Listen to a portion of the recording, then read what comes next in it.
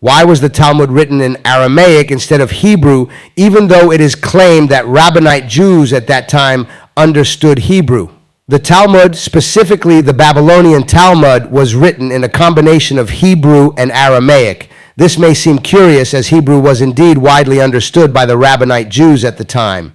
However, there are several reasons why Aramaic was used extensively in the Talmud. 1. Historical context. During the time the Talmud was compiled, 3rd to 6th century CE, Aramaic had become the common language of the Jewish people due to the influence of the Babylonian exile.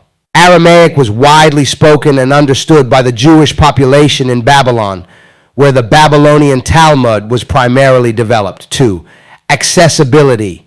The rabbis who compiled the Talmud wanted it to be accessible to a wider audience, including those who were not fluent in Hebrew.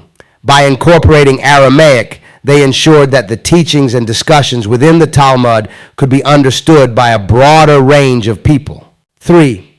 Legal terminology. Aramaic had developed as the language of legal and administrative matters during the Babylonian exile. Since the Talmud deals extensively with legal discussions and rulings, it made sense to use Aramaic for clarity and precision when discussing legal terminology. 4. Cultural influence.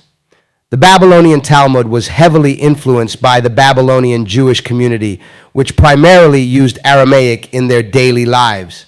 By using Aramaic, the Talmud reflected the cultural and linguistic context of the community where it was compiled.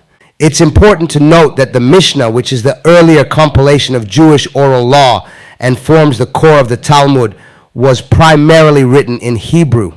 The incorporation of Aramaic in the Talmud was a reflection of the linguistic and cultural realities of the time.